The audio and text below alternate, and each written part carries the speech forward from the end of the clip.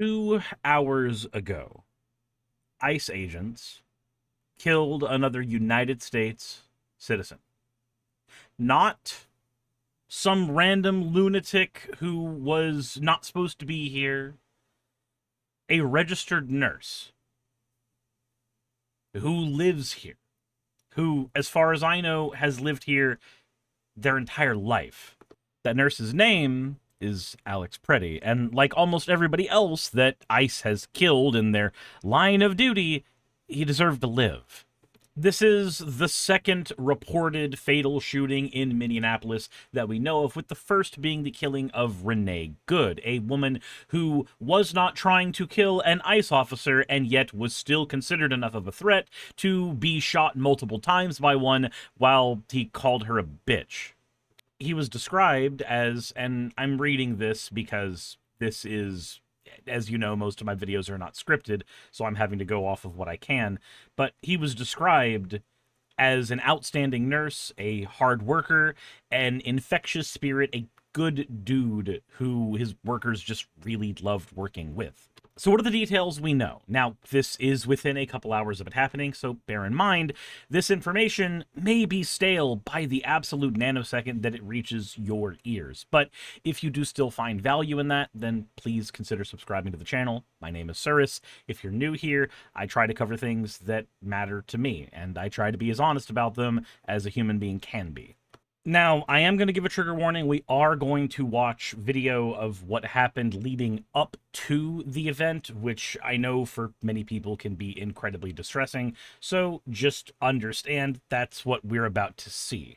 Now, this is Alex right here, talking with what appears to be an ICE agent right here. And while the video pans away multiple times, what you can see is that he's not, well, he's armed, yes. He has a gun in his holster. He's not pulled it out. Do you know what he has out? A phone. He has his cell phone out. And what is the ICE agent doing? Just pushing him up. Now, I want to pull back to right about here. You can see where his hand is right about here. You can see that his hand, despite being at his left side, he's not going for a weapon. He's not doing any of that. He's just got his phone in one hand, and he's trying to talk to the ICE officer. It is a confrontation, yes, but he's not trying to harm him in any way, shape, or form. Moments later, we have this perspective, and this woman's video right here is probably going to be the most important video in all of this because she has a perspective looking right at what happened. But look at what is going on here. Look at how many masked, thug-looking fucking agents are here. 1, 2, 3, 4. Like, there's so freaking many of them, and he's here on his knees. And what are we seeing? What are we seeing? We are seeing a bunch of masked agents beating the ever-loving shit out of him, and this is supposedly them trying to detain him? And right here is the moment where everything changes. This is the moment where ICE agents kill him. And we have multiple angles on this. We can see that he's not a danger to any of them at this point. They're just beating the ever-loving shit out of him. You can actually see right here, he doesn't have a weapon in his hands. He's got his hands clenched. He's on the ground, but there's not a gun here. Who is he going to threaten right now when you have this many people? Like, I've been in fights. When I was younger, I've been mugged. When there's more than one assailant against you, you are just toast. And this is a guy up against at least 5, if not more. So while the videos right now may be blurry and unclear and there are angles that we are missing, here's the information that we do know for the time being. It appears that Alex Pretti was pepper sprayed. It appears that 6 federal agents wrestled him to the ground, and it appears that one of them decided that his life was not worth living and shot him multiple times. Now, the Department of Homeland Security claims that Pretti approached them with a handgun with the intent to massacre law enforcement. Now, I don't know if you've ever wielded a weapon before, but typically, if you want to approach somebody in order to kill them, then the weapon is unholstered. The weapon is available for use. This is the reason why military and police and damn near anybody who feels like they need to use a weapon in a situation will draw a weapon. Typically, the thing that you are told in gun safety at all is that if you are going to have a weapon on you, it is to be unloaded. Now, yes, you do want to have a magazine with you, and he apparently had 2 magazines with him, but if you have, say, one in here because you aren't practicing proper gun safety, and you have one here, then that is what you would expect. That's the amount of magazines you would expect a person to have on them in general. One stored in the weapon and one stored outside of the weapon. Again, me personally, I don't tend to store my magazines inside the weapon because I think that it's kind of unsafe. But regardless of any of that, the weapon wasn't in his hands. His phone was. And when he was being bullied, literally, by an ICE agent as he was being pushed away, as we saw in the first video, he had every opportunity to pull his weapon out, and he chose not to at any point, while there were fewer agents who were actively assailing him. Now, we actually do have video footage from the woman in the jacket's perspective, and it's a little telling. So you can see that there's this person right here who gets attacked by an ICE officer. She gets pushed right there. Alex, right here, just got pepper sprayed. You can see the pepper spray in his eyes. And so what does he do? He goes over here. He is flailing more than anything. He doesn't really have a whole lot of bearing at this moment.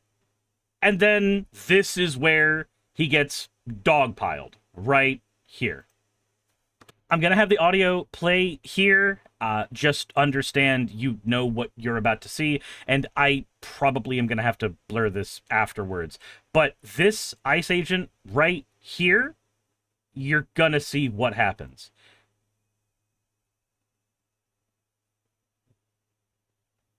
They've already got him on the ground, and he has gone for his gun. He has pulled his gun. He's on the ground, and I don't want to show you the next moments for obvious reasons. You know what happens. You know what happens when a guy dies, when somebody is shot to death. I don't need to show you footage like a freaking snuff film so that you can see that, because there's going to be somebody in the comment section that goes, oh my god, why didn't you show his final moments? And I don't need to be a company to that. Instead, I'll show you the aftermath. There he is. He's been shot. All of the ICE agents have backed up. And the lady who is recording, who saw everything, who saw the ICE agent pull out his weapon and everything, she's recorded the entire thing. Now, the Department of Homeland Security wants to say that this was a armed man approaching ICE officers. And that is technically true, but I have a picture I want to show you that's an old meme on the internet that I think holds true in every one of these situations. This is a much, much, much older relic of the internet, but it is still very true to this day. Look at this picture. Depending on how you crop it, you see a completely different image. On this side, you see a bottle of water being given to a thirsty soldier. On this image, you see a man being held at gunpoint. Nothing about his story or anything to say whether he deserved this fate. And in the middle, you see that water is being offered to what appears to be a hostage. Perspective changes everything. Individual facts about a event may be true, but the context surrounding it gives perspective. Was Alex armed? Yes, he had a gun in a holster, which is the Second Amendment right of every single United States citizen. He had a weapon. Yes. He approached armed. Yes. Much like if I approached with a knife in my pocket, I am armed. I have approached armed. But that doesn't give the full details of the story. There's so much that is kept out and omitted. And thankfully, we live in the era of the internet where these guys right here can be used to take video of any events like this. If I'm in a situation where I feel like something may go wrong, I could start recording video right now and then just set my phone right here, and there I am. And if I was using a more traditional phone, then I have the chest pocket option. Or the standard, which seems to be used everywhere, just hold the phone and record. We live in a day and age where these lies by omission can't really be taken at face value because we have access to so many perspectives. As a result, the Minnesota representative Betty McCollum has spoke directly to Homeland Security, telling Kristi Noem that it's time for all of her little boys in ICE to start suiting up and putting on their body cameras just like law enforcement is supposed to. I would even go a step further. They should be completely and totally identifiable, just like law enforcement is supposed to be. Even with those measures, law enforcement still gets away with some absolutely heinous shit, but every stopgap you put in to lower the amount of abuse is a good stopgap. You can aim for the stars and hit the moon and still be in a better place than you were originally. So let's TLDR this. The Department of Homeland Security has said that a man with a handgun violently resisted when agents tried to disarm him. Now, you can see from the videos that he is disarmed while being knocked down. Everything's blurry. It's hard to see. But when he's disarmed, he's not violently resisting. He's in the fucking fetal position. After all, there was a legal filing in Chicago during the migrant crackdown there where the DHS was claiming all kinds of things about what was going on there, and that ended up being shown to be untrue by video. As a result of all this, Tim Walz has deployed the Minneapolis National Guard to try to assist with all of this chaos that is going on over there. And why is Minneapolis being targeted as hard as it is? There's a tinfoil hat part of myself that wants to say it's because Tim Walz is a very public, anti-Trump spokesperson. He was a very, very public spokesperson about them when he was operating as the, would-be vice president to Kamala Harris. But I like using things that are a little more solid for any of my arguments. So I'm just going to say that there is a document on the internet right now that explains why the Department of Homeland Security might be trading in lies as often as it is, and why that is. On page 28 of the Mandate for Leadership, Project 2025, the president should choose a White House counsel that is well-versed in the Constitution, administrative and regulatory law, and the inner workings of Congress and the political process. But instead of choosing a specialist, the president should hire a counsel with extensive experience and a wide range of complex legal subjects. But moreover, while a candidate with elite credentials might seem ideal, the best one will be, above all, loyal to the president and the Constitution. Now, that part of Project 2025 talks specifically about White House counsel, but it basically applies to every single office in the administration. Every office, even if there is somebody with the best credentials possible, the most loyal person is the ideal candidate, not the person with the best expertise. Moving to page 136 of Project 2025, it mentions that the leader of the Department of Homeland Security, insofar as it wants to keep it, there's a lot of language in here about restructuring it a ton, but it says here, based on previous experience, the department needs legislation to establish a more durable but politically oriented line of succession for agency decision-making purposes. The ideal sequence for line of succession is certainly debatable, except that in circumstances where a career employee holds a leadership position in the department, so a person who knows the ins and outs of the department, that position should be deemed vacant for in-line succession purposes and the next eligible political appointee in the sequence should assume acting authority. What does that mean? What does that mean in layman's terms? Well, if we use the earlier language from Project 2025, the ideal candidate for any of these positions is one who is above all loyal to the president. It even mentions specifically that them having a lot of experience does not make them ideal. And when the idea that we should have a person appointed to be the head of the DHS, not because of their experience within the agency, not because of their extensive elite expertise, but because they are loyal, they should be, again, the person who is deemed the one in the line of succession, and the person whose career has been there, their position should simply be deemed vacant. If you are a loyalist to the president, you are more valuable than an expert in your field. What happens when you have an agency that has a loyalty above reality bias? Well, put simply, you get an organization that lies via omission, via clever rhetorician.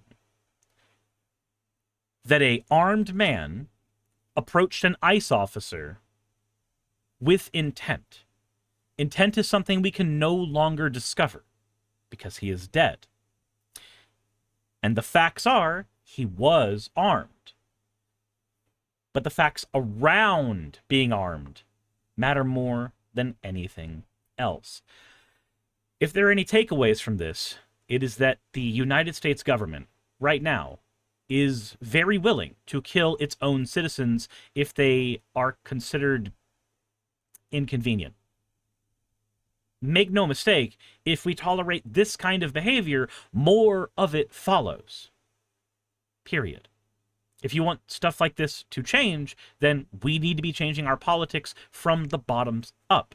There are a ton of links in my description about your local DSA and ways that you can get in contact with congressmen. That's all there if you want to get involved. Voting is the bare minimum. There is more you should be doing. Arguing on the internet is less than the bare minimum, and people seem to do that more than anything in regards to this. There's also a lesson maybe to take away from this. If you are going to a protest, maybe it is a good idea, generally speaking, not to go armed. Because ICE is showing now that if you go to that protest armed, despite the fact that that is your Second Amendment right and you are allowed to do that, they don't care. They will use anything as a justification to kill anyone, because this is not an agency that is beholden to facts, reason, or data. Like the Department of Homeland Security, this is an agency that is beholden to loyalty, and that matters more than your constitutional rights. And whether or not your constitutional rights matter, do not matter if you are a corpse, and you are far more useful to any movement, reformative, revolutionary, or otherwise. You are more useful to a movement if you are breathing. I don't make things on the weekend. This is supposed to be my time to exist and forget that shit like this is happening in the world. But I woke up to this information, like literally as soon as I looked at my phone, and got fucking pissed. And here we are.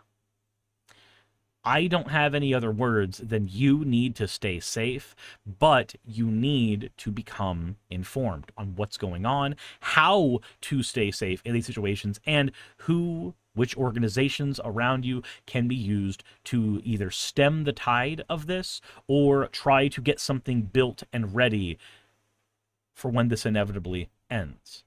Because this will end. There's a point in time where every oppressive regime of every flavor and color has to see the sun set on all of its actions. But do yourself a favor, yourself, your friends, your family, and me. Make sure that you are around to see that sunset. Please.